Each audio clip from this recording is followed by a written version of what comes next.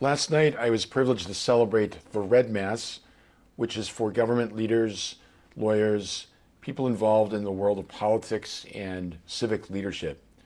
Red Mass is a mass, a votive mass, invoking the Holy Spirit upon judges, upon lawyers, upon political leaders, all those who exercise a role in the field of law and government. Law many times gets a bad rap. You know, we don't like obeying laws, or we see law as an imposition on our freedom or a restriction. And yet, the Mass last night invited us who were present to ponder the meaning of law and the importance of law.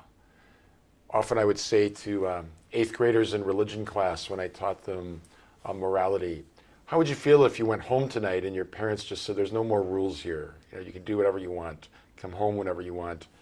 Would you like that? Universally, they say, we would hate that. And I say, why? And they say, because we'd feel that our parents don't love us or care about us. So even though human nature kind of pushes against the law, in the end, we're glad that there are laws because they protect us from harm. Essentially, the law is the guardrails on the path towards salvation. So we think of the law in the Old Testament, the summation of which is the Ten Commandments. We think of the laws of the church. All of that is given to us for human flourishing, based on human experience. So law is a good thing when it's just and grounded in the natural law, which is inscribed in the human heart. But in the Gospels, Jesus invites us, beckons us, indeed urges us to go beyond the law.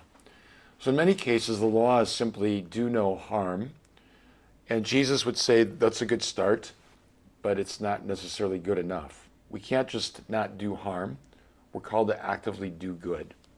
To move from a position of minimalism to a position of maximalism. To move from simply fulfilling the law to saying, Lord, what can I do for you that is positive, good, and holy? So St. Paul reminds us there is no law when it comes to living out charity.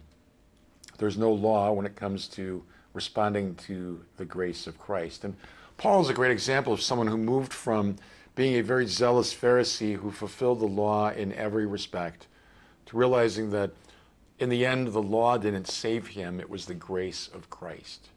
So part of our conversion to the fullness of Christ is to move from simply doing the minimum to embracing the maximum. From asking, what do I have to do, Lord, to what is it that I can do for you, Lord? Love looks to possibilities. So law is good, it's the baseline, it protects us, do no evil. But Jesus calls us to the higher law of charity on which there's no restriction because it's the love of God that sets us free.